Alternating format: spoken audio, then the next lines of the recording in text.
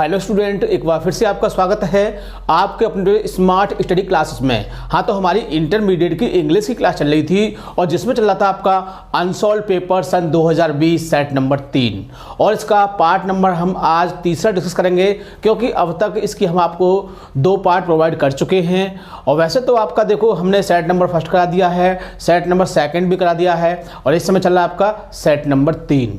तो इसी तरह से जो भी आपके सेट आते जाएंगे हम उनको पूरा आपको समझाते जाएंगे, ठीक है ना, ताकि आपको बहुत ही अच्छी तरह समझ में आ जाए कि किस तरह से पेपर आता है और आपको किस तरह से करना है। इस तरह से आपको इसकी पूरी जानकारी होनी चाहिए, इसीलिए हमने ये आपकी अनसॉल्व पेपर की सीरीज स्टार्ट की है। तो आज हम इसका तीसरा पार्ट डिस्कस करेंगे, जिसमें हम 7 और 8 दोनों क्वेश्चनों को डिस्कस करेंगे, ठीक है। तो इसमें कुछ भी नहीं है, आपको बहुत ही अच्छे से समझना है। तो इसमें जो क्वेश्चन होंगे, जिसमें आपका पहला क्वेश्चन होगा आपका सेंट्रल आइडिया का, जिसमें आपको एग्जाम में 3 पोएम के नाम दिए होंगे और जिसमें से आपको किसी एक पोएम का सेंट्रल आइडिया लिखना होगा।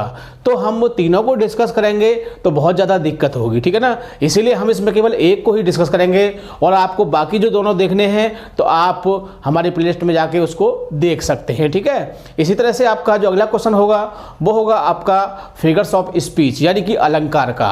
वैसे तो आपके सिलेबस में 7 अलंकार हैं, लेकिन इसमें केवल आपको 3 ही दिए होते हैं, जिसमें आपको किसी एक की डेफिनेशन लिखनी होती है और उसके 2 एग्जाम्पल लिखने होते हैं, जिसके लिए आपको 4 मार्क्स दिए जाते हैं, ठीक है। तो इस तरह से इसमें हम तीनों को डिस्कस नहीं करेंगे, केवल हम 2 को ही डिस्कस करेंगे। यदि आपको तीसरा भी देखना है तो आप प्लेलिस्ट में जाके उसको देख सकते हैं, क्योंकि हम ऑलरेडी इसकी वीडियो बना चुके हैं, ठीक है। तो ज़्यादा समय वेस्ट करते हुए चलते हैं अपने टॉपिक की ओर।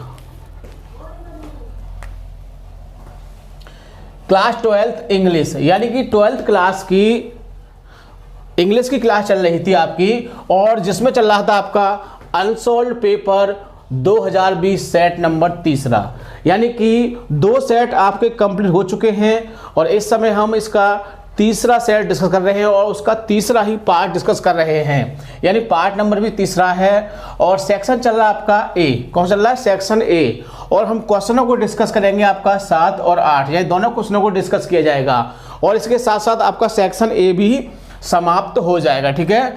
तो इसमें हमारा कौन सा है? 7वां क्वेश्चन है। तो देख लेते हैं इस क्वेश्चन में क्या बताया गया है।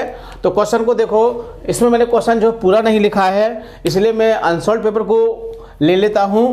वैसे भी देखो, हमने सोचा कि हो सकता है किसी स्टूडेंट के पास आंसर पेपर ना हो, तो हमने पूरा सब कुछ लिख दिया है। जैसे क्वेश्चन का हमने थोड़ा सा टाइटल लिख दिया है, ये 3 आपको पोएम्स के नाम दिए वो भी लिख दिए हैं और इसमें से एक को हमने डिस्कस किया वो भी लिख दिया है। ऐसे इस तरह से हमने देखो ये डेफिनेशन पूछा है तो तीनों के नाम लिख दिए, ताकि आपको ये पता चल जाए कि इसमें कौन कौन से दिए हुए हैं और आपको इस चीज़ की जानकारी हो जाए, ठीक है ना।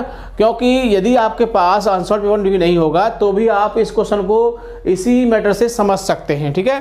तो फिर भी हम आज को यानी बुक को हाथ में ले लेते हैं, ताकि कोई चीज़ इसमें ना लिखी हो तो उसको इसके माध्यम से पढ़ सकें। तो पहला क्वेश्चन इसमें कौन सा है? हमारा 7वां क्वेश्चन है इसमें, देखिए। और क्वेश्चन क्या है वो इसमें पढ़ लेते हैं। राइट द सेंट्रल आइडिया, यानी कि सेंट्रल आइडिया लिखिए ऑफ एनी वन, किसी एक का, ऑफ द फॉलोइंग पोएम्स। जो कुछ पोएम आपको पोएम के नाम यहाँ दिए हुए हैं उसमें से किसी एक का आपको सेंट्रल आइडिया लिखना है। तो देख लेते हैं इसको क्वेश्चन को। Right the central idea of any one, मैंने इतना ही लिखा है। तो ए नंबर पर कौन सा है? एलिमेंट, यानी कि एक रोना या विलाप करना या दुखी होना हो सकता है, ठीक है।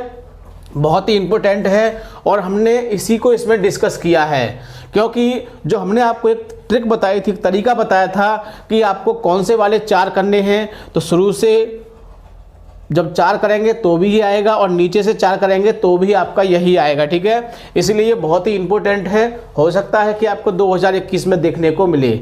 इसके अतिरिक्त देखो ये भी आ गया आपका, ये कहाँ से आ गया? ये लास्ट वाली उसमें से आ गया। हमने कहा कि यदि आप लास्ट में से लास्ट के 4 याद करते हो तो आपको कौन सा मिल जाएगा? माई हेवन मिल जाएगा। मिल गया? नहीं मिल गया? और यदि आप कहें कि हम तो शुरू से करेंगे तो शुरू से 4 करोगे तो आपको पहला ये मिल जाएगा, क्योंकि ये पहला है और ये आपका 7वां हो सकता है, ठीक है ना। और ये आपका है चौथा है। ठीक है, तो इस तरह से आप कहीं से भी कैसे भी करोगे और आपको एक तो 100% मिल जाएगा। यदि आपने शुरू में से किया तो आपको ये मिल गया, ठीक है, और ये भी मिल गया, आपको 2 मिल गए। और यदि आपने अंत में से किया तो ये मिल गया और ये भी मिल गया। तो ये तो क्या है, ये हमारा कॉमन है, यानी कि ए एलिमेंट हमारा क्या है, कॉमन है। ये तो आपको मिल ही जाएगा दोनों में से कहीं से भी। तो हमारा कहने का मतलब ये है कि यदि आपने शुरू के 4 पोएम को भी कंप्लीट कर लिया तो आपको 100% मिल जाएगा, यानी कि कम से कम तैयारी करने का तरीका। और आपने लास्ट में से किया है तो भी आपको 1 मिल जाएगा। ठीक है, तो हम डिस्कस किसको करेंगे, एलिमेंट को, जिसे किसने लिखा है, पीबी शैली ने लिखा है, बहुत ही अच्छा लिखा है। और माई हेवन ये भी बहुत अच्छा है, इसको रविन्द्रनाथ टैगोर ने लिखा है ना। और ये है आपका character of A happy life, तो इसे सर हेनरी वॉटन ने लिखा है, ये भी बहुत अच्छा लिखा है। तो देखो एक साथ हम तीनों को डिस्कस नहीं कर सकते थे और हमने कहा कि यदि आपको इनको देखना है तो आप प्लेलिस्ट में जाके इनको देख सकते हैं और आपको बहुत ही अच्छी तरह से इसकी जानकारी हो जाएगी। बट हम एक को ही डिस्कस करेंगे यहाँ पर, क्योंकि तीनों को करेंगे तो आप खुद समझदार हैं कि बहुत समय वेस्ट होगा, और समय वेस्ट करना फिर डाटा वेस्ट करना, ठीक है ना, इस तरह से। तो किसको देखोगे आप, सिर्फ हम इसको ही डिस्कस करेंगे। तो देख लेते हैं इसको, the central idea of the poem, यानी कि जो कविता के मुख्य बिंदु है क्या है, कौन सा है, एलिमेंट। कौन सा है, element, poet bye PB Shelley, जिसको पीबी शैली ने लिखा है। बहुत ही अच्छी पोएम है और इसमें बताया गया है कि हमारा जो जीवन है वो किस तरह से बीत जाता है, हमको पता भी नहीं चलता है, और बुढ़ापा आ जाता है तो फिर हम अपनी जवानी को याद करते हैं, है ना। तो इस तरह से सारी बातें इसमें बताई गई हैं। तो इसको देख लेते हैं। तो इन दिस पोएम, यानी कि इस कविता में, the poet is very sad, यानी कि कवि बहुत ही दुखी है। यानी इस कविता में क्या है, कवि बहुत दुखी है, एंड डिप्रेस्ड, और क्या है, और परेशान है, यानी दुखी है और परेशान है। He has lost his youth, क्योंकि वह अपनी जवानी को खो चुका है, जो उसका यूथ था, जो उसकी जवानी थी, उसे वो क्या खो चुका है। एंड इट्स जॉय, और उसके आनंद, और उसको जो आनंद थे, जो खुशियां थी, वो सब क्या है, उन सबको वो खो चुका है। कौन सी चीजें, यानी उसके जो आनंद थे, जो उसकी खुशियां थी और उसकी जवानी, तो क्या है, वो सब लॉस्ट हो चुकी है, खो चुकी हैं। ही रिमेंबर्स, वह याद करता है, ही माने वह, रिमेंबर याद करना, वह याद करता है, देम माने उनको, यानी जो चीजें उससे खो चुकी हट से उनको वो याद करता है। एंड फील्स डिसअपॉइंटेड, और निराशा को महसूस करता है, यानी और निराशा को क्या करता है, महसूस करता है। बिकॉज, क्योंकि death is approaching him slowly, क्योंकि जो मृत्यु जो है वो अप्रोचिंग माने पहुंच रही है, हिम माने उसके पास, स्लोली माने धीरे धीरे, यानी मृत्यु जो है वो धीरे धीरे उसके पास पहुंच रही है। विच माने जो, विल लॉस्ट हिज लाइफ, जो उसके जीवन को क्या कर देगी, लॉस्ट कर देगी, समाप्त कर देगी। एंड इट्स जॉय, और उसके आनंद को, यानी जो उसे आनंद मिलता था, जो उसे खुशी मिलती थी, वह उसको क्या कर देगी, समाप्त कर देगी। ठीक है, आगे क्या है, फ्रॉम हिम माने उसे, यानी जो उसको आनंद और खुशी मिलती थी वह उसको क्या कर देगी, समाप्त कर देगी।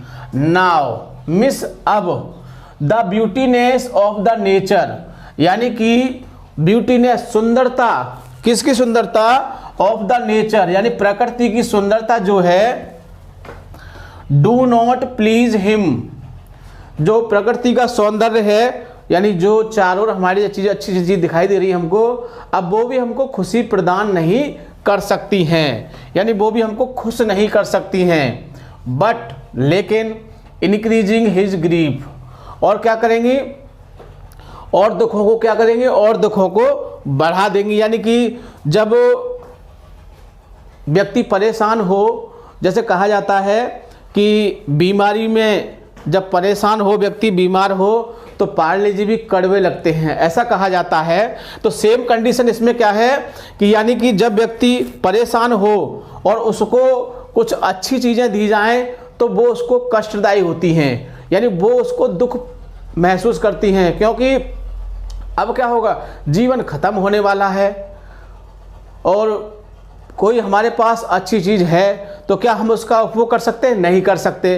तो इस तरह से क्या होगा, वो चीज़ हमारे लिए क्या है, और ज़्यादा कष्ट पैदा करती है कि अब मेरा तो ये टाइम हो गया जाने का और ये चीज़ मुझे मिलने वाली है।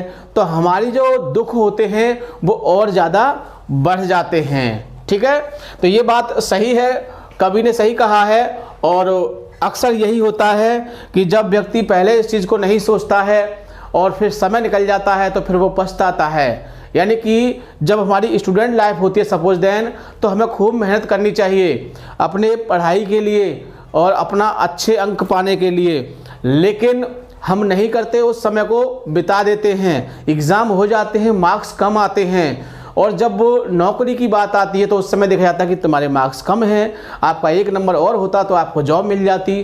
तो उस समय हमको बड़ा अफसोस होता है कि यदि हम उस समय को बढ़िया तरह से बिता लेते, यानी कि मेहनत कर लेते, तो आज हमको ये दिक्कत नहीं आती। तो इन बातों को अच्छी तरह से याद रखना है, इसलिए ये पोएम आपके लिए बहुत ही बेनिफिशियल है। तो इसको आप याद करोगे, और यदि आपको इसकी जानकारी चाहिए तो आप प्लेलिस्ट में जाके वीडियो को फिर से देख लेना, और आपको इसकी भी चाहिए तो आप प्लेलिस्ट में जाके वीडियो को इसकी भी देख लेना। ठीक है ना। अब आगे चलते हैं, 8वां क्वेश्चन डिस्कस करते हैं। Right the definition of any 1 and 2 example. इसमें क्वेश्चन को ठीक से पढ़ लेते हैं क्योंकि हो सकता है कोई शब्द ना लिख पाए हों। तो क्वेश्चन नंबर 8 है आपका। तो क्या कहता है, राइट में से लिखिए द डेफिनेशन, माने परिभाषा लिखिए, of any 1 of the following figures of speech, यानी निम्नलिखित जो अलंकार दिए हुए हैं उनमें से किसी एक की परिभाषा लिखिए विद 2 एग्जाम्पल्स, यानी कि 2 उदाहरणों के साथ। और ये आपके एग्जाम में 4 मार्क्स का क्वेश्चन आता है। कितने का आता है? 4 मार्क्स का। ये बात हम पहले ही आपको बता चुके हैं बहुत ही अच्छी तरह से। और ये कितने का आता है? ये 7 मार्क्स का आता है। ठीक है, तो आपको बिल्कुल ही परेशान नहीं होना है, और हम आपको बहुत ही अच्छे से बता चुके हैं और आपको समझा भी चुके हैं कि आप शुरू की कोई 4 पोएम बढ़िया तरह से कर लीजिए, या फिर पीछे से 4 पोएम कर लीजिए, आपका क्वेश्चन पक्का 100% हो जाएगा, सेंट्रल आइडिया भी हो जाएगा और एक्सप्लेनेशन भी हो जाएगा। वो तरीका हम आपको बता चुके हैं कि कैसे करना है। ठीक है, और फिर बाद में फिर बता देंगे आपको कि कैसे करना है। ठीक है, तो बिल्कुल परेशान नहीं होना है, सिर्फ अब आप याद करते रहिए, जो कुछ हम आपको बताते हैं उसको रिवाइज करते रहिए। और आपका नया साल भी शुरू हो गया है, इस तरह से हम चाहते हैं कि नया साल आपके लिए बढ़िया तरह से आए, इसलिए आप खूब बढ़िया तरह से पढ़ें ताकि जो मार्क्स वाली समस्या है वो आपके सामने फ्यूचर में ना आए। ठीक है ना। तो अब इसका 8वां क्वेश्चन देख लेते हैं। Right the definition of any 1 and 2 example, यानी कि आपको 3 फिगर्स ऑफ स्पीच दिए होंगे और उसमें से किसी आपको एक की डेफिनेशन और 2 एग्जाम्पल लिखने होंगे। तो देखो ऐसे क्वेश्चनों में आपको बता चुका हूं कि वैसे तो देखो हम उनको 3 पार्ट में बांटते हैं, यानी कि पहला, दूसरा, तीसरा, चौथा, 5, 6, 7, है ना, इस तरह से बांटते हैं इसको हम। तो एक इसमें से आता है, एक इसमें से आता है और एक इसमें से आता है। तो देखो इस तरह से, देखो पहले वाले में देखेंगे तो मेटाफर आ गया पहले ग्रुप में से आपका। दूसरे वाले में देखते हैं तो दूसरे वाले में से ऑक्सीमोरन आ गया। तीसरे वाले में देखते हैं तो तीसरे वाले में से ये आ गया, यानी कि तीनों में से एक एक आता नहीं आता। तो यदि होता है कि यदि हम इस ग्रुप को कर लें, यानी पहला और दूसरा कर लें तो हमको एक मिल जाएगा। ठीक है, या फिर हम तीसरा चौथा कर लें तो एक मिल जाएगा। मेरा पर्पज़ क्या है कि हमारा क्वेश्चन नहीं छूटना चाहिए, और यदि हम इनको कर लें तो हमको 100% मिल जाएगा। ठीक है, तो मैं आपको एक सुझाव दूंगा कि आप इन चारों को कर लीजिए, इन चारों कर लीजिए। हो सकता है 2 मिल जाए आपको, लेकिन एक तो 100% मिल जाएगा ना, मिल जाएगा। और इन चारों की बहुत ही अच्छी तरह से डेफिनेशन याद कर लें, बढ़िया तरह से 2-2 एग्जाम्पल याद कर लें। वैसे तुम इसके 3-3 एग्जाम्पल याद करोगे कम से कम। ऐसा होता है कि अक्सर ये क्या होता है कि स्टूडेंट जो होते हैं एग्जाम्पल को भूल जाते हैं। तो मान लीजिए आप एक भूल जाओगे तो दो तो याद रहेंगे ना। तो हम उस चीज़ को दोबारा दोहराना नहीं चाहते हैं। कि हमारे सामने एक समस्या आई थी कि स्टूडेंट जब एग्ज़ाम दे के आया, पूछा कैसा हो गया बेटे, बोला बहुत अच्छा हुआ सर, लेकिन सर एक समस्या आ गई। क्या हुआ कि सर मैं एक एग्जाम्पल भूल गया था। मुझे बड़ा दुख हुआ कि एक एग्जाम्पल भूल गया था। कोई बात नहीं, चला 1 नंबर तेरा कम हो जाएगा या 4 की जगह 3 मिल जाएंगे। लेकिन हमने उस चीज़ से एक सबक लिए, ज्ञान लिया कि अब हम स्टूडेंट को 3 एग्जाम्पल याद कराया करेंगे। कितने? 3 एग्जाम्पल याद कराया करेंगे। हो सकता है कि वो एक भूल जाएगा तो 2 तो याद रहेंगे। इसीलिए आप 3 एग्जाम्पल याद करोगे बढ़िया तरह से। वैसे कभी कभी भूल जाते हैं, ऐसी कोई बात नहीं है, इसलिए आप 3 याद करोगे, ठीक है ना। आगे इस समस्या की कोई बात ही ना हो। तो स्टार्ट करते हैं। देखो, तो ऑक्सीमोरन को हिंदी बोलते हैं हम विरोधाभास। क्या बोलते हैं? विरोधाभास। और इसकी डेफिनेशन देख लेते हैं। तो in this figure of speech, यानी कि इस अलंकार में क्या होता है? 2 अपोजिट क्वालिटीज, यानी कि 2 विपरीत गुण आर एडेड जुड़े होते हैं। माने 2 विपरीत गुण कैसे होते हैं? एक साथ आते हैं। दोबारा लग गया, कोई बात नहीं। टू द सेम थिंग, यानी कि समान बात। इसमें क्या होता है कि 2 विपरीत गुण वो एक साथ आते हैं। और कैसे होते हैं वो? उनमें क्या होता है? रहस्य वाली बात होती है। यानी कि इसको आप पहचान भी सकते हैं बहुत अच्छी तरह से, और हमें तो पहचानने की कोई जरूरत नहीं है, बट एग्जाम में हमें तो इसकी डेफिनेशन लिखनी है बढ़िया तरह से।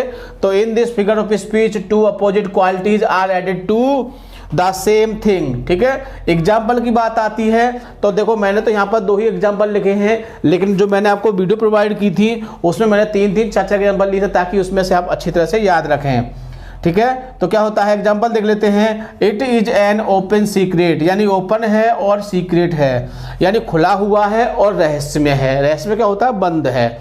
और ओपन माने क्या होता है? खुला हुआ। तो दोनों शब्द कैसे आ गए? पास आ गए। तो कौन सा हो गया हमारा? ऑक्सीमोरन हो गया, नहीं हो गया? एक और एग्जाम्पल देख लेते हैं। Life is a bitter sweet, जीवन कैसा है? बिटर मिस कड़वा, स्वीट मिस मीठा। तो अब एक रहस्य है, पता नहीं कि जीवन मीठा है या फिर कड़वा है। अब कोई तो मीठा बताता है और कोई क्या कहता है? कड़वा है। कोई कहता है जीवन बहुत बढ़िया है, बहुत मज़े हैं जीवन में, है ना, ज़िंदगी में बड़े मज़े हैं। और कोई व्यक्ति कह रहे यार बड़े परेशान हैं, हम तो बड़े दुखी हैं, ज़िंदगी पाके बड़े दुखी हैं। तो ऐसा होता है, इसीलिए क्या कहा गया है कि जीवन कैसा है? बिटर है और स्वीट। तो ये दोनों कैसे हैं? दोनों अपोजिट वर्ड हैं। मीठा कड़वा, मीठा कड़वा, मीठा कड़वा, ठीक है ना। इस तरह से बहुत ही आसानी से आप पहचान सकते हैं और याद भी कर सकते हैं। वैसे तो आपको पहले से ही याद होगा, क्योंकि मुझे पता है कि जब मैंने वीडियो प्रोवाइड की थी आपने तभी याद कर लिया होगा। ओके, तो अगला फिर देख लेते हैं। हाइपरबोल। क्या होता है? हाइपरबोल, यानी कि ऊंचाई के साथ बोल। हाई में ऊंचा होता है, तो ऊंचाई के साथ बोल मतलब क्या है कि बहुत ज्यादा बढ़ा चढ़ा के बोल। तो क्या होता है? अतिशयोक्ति। डेफिनेशन देख लेते हैं इसकी। इन हाइपरबोल, यानी कि अतिशयोक्ति में क्या होता है? द थिंग्स आर शोन, वस्तुओं को दिखाया जाता है। द थिंग्स आर शोन, वस्तुओं को दिखाया जाता है एज ग्रेटर, कैसे? बहुत ज्यादा महान। और लेस, या बहुत ज्यादा बेकार। बेटर, बहुत ज्यादा अच्छा। और वर्स, बहुत ज़्यादा बुरा। यानी वस्तु क्या दिखाया जाता है? या तो बहुत ज़्यादा महान दिखाया जाएगा, या बहुत ज़्यादा कमज़ोर दिखाया जाएगा, या बहुत ज़्यादा अच्छा दिखाया जाएगा, या बहुत ज़्यादा कैसा होगा? बुरा बताया जाएगा। देन दे रियली आर, जो उनकी वास्तविक स्थिति है, यानी वास्तविक स्थिति की अपेक्षा या तो उन्हें बहुत ज़्यादा बड़ा बताया जाएगा, या बहुत ज़्यादा छोटा, या बहुत ज़्यादा बुरा, या बहुत ज़्यादा अच्छा, इस तरह से बताया जाता है। जब ऐसी कंडीशन आ जाए तो कौन सा होता है? वो हाइपरबोल होता है। तो डेफिनेशन को 2 बार पढ़ोगे बहुत अच्छे से याद हो जाएगा। एग्जाम्पल भी देख लेते हैं इसका। The waves rose mountain high, यानी वेव्स जो लहरें हैं उठ रही हैं माउंटेन हाई, पर्वतों से भी ऊंची। ऐसा हो सकता है कि नदी का पानी पर्वत से ऊंचा हो जाए? नहीं हो सकता। तो हमने क्या बताया था कि इस अलंकार में बढ़ा चढ़ा के कहा जाता है। कैसे कहा जाता है? बढ़ा चढ़ा के। तो लहरों को कहाँ पहुंचा दिया? पर्वतों से भी ऊंचा पहुंचा दिया। इट इज इम्पॉसिबल, बट इसमें कहा जाता है, कहते हैं ना यार वो बड़ा फेंकू है, क्या कहते हैं, बहुत ज़्यादा फेंकता है। तो वो यही कंडीशन है कि वो फेंकने का मतलब क्या होता है? ऐसी बातें कहना जो इम्पॉसिबल हैं। दूसरा एग्जाम्पल भी देख लेते हैं। सी वेप्ट, वह रोई। सी वेप्ट, वह रोई। ओशिन ऑफ टीयर, और क्या हो गया? उसके आंसुओं से क्या हो गया? सागर भर गया। ऐसा हो सकता है कि किसी के आंसुओं से सागर भर जाए? नहीं हो सकता। सागर मतलब समुद्र कह सकते हैं। आजकल आंसुओं से गिलास तो भरता नहीं है कि सागर भर जाएगा। लेकिन क्या है, इसमें क्या होता है कि किसी बात को बढ़ा चढ़ा के कहा जाता है। जब ऐसा हो तो क्या होता है? वो हाइपरबोल होता है। ठीक है, तो दोनों की डेफिनेशन और दोनों के दो दो एग्जाम्पल, दो नहीं, तीन तीन एग्जाम्पल। अब आपको एक एग्जाम्पल कहाँ से लाओगे? अरे हमारी वीडियोज को देख लेना, उसमें चार चार एग्जाम्पल दिए हुए हैं। ठीक है ना, तो इस तरह से आप इसको बहुत ही अच्छी तरह से कंप्लीट कर सकते हैं। तो ये था हमारा यानी कि सेक्शन ए का 7 और 8वां क्वेश्चन, जिसको हमने डिस्कस किया। अब बात आती है कि बाकी के जो बचे हैं इनको आप वीडियो के माध्यम से देख सकते हो और अच्छी तरह से याद कर सकते हो। ठीक है, तो इसमें हमने ये एक छोड़ा है, मात्र केवल एक ही छोड़ा है, और जिसको हमने पिछले पेपर में डिस्कस कर दिया था। ऐसे ही हमने इसको शायद पिछले पेपर में डिस्कस कर दिया था, और यदि किसी पेपर में और आएगा तो उसमें हम इसको डिस्कस कर देंगे। ठीक है, इस तरह से आपको बिल्कुल निराश नहीं होना है। सिर्फ आपको अपने पर्पज पर ध्यान देना है, अपने गोल पर ध्यान देना है कि हमें तो 90+ लाना है। और जब 90+ लाना है तो क्या करना है? मेहनत करनी है, क्योंकि मेहनत करने से ही ये पॉसिबल है। ऐसे नहीं कि बस कहने से ही काम चल जाए, ऐसे कुछ नहीं होता है। इसलिए आपको जो कुछ हमने समझाया उसको बढ़िया तरह से वीडियो को अच्छी तरह से 2-3 बार देखोगे, और सबसे खास बात, वीडियो को लाइक या शेयर करना नहीं भूलोगे, ताकि और भी विद्यार्थी इस चीज़ को समझ सकें। ठीक है ना, और नया साल स्टार्ट हो गया, हम आपको बता चुके हैं, और आज के दिन ठंड भी बहुत है। इस तरह से बाहर नहीं जा सकते हो बैठ के, तो घर बैठ के रजाई में पढ़ें बढ़िया तरह से, और खूब तैयारी शुरू कर दें, क्योंकि जनवरी का मतलब क्या होता है कि परीक्षाएं अब शुरू होने वाली हैं। ठीक है ना, और प्री बोर्ड भी होने वाला है अब तो इस तरह से आपको तैयारी बहुत अच्छी तरह से करनी है। तो जो कुछ भी बता रहे हैं या हम बता चुके हैं उसको आप अच्छी तरह से याद करें। ठीक है ना, तो वीडियो को पूरा देखोगे बहुत ही अच्छी तरह से। ठीक है, थैंक यू। जय हिंद, जय भारत।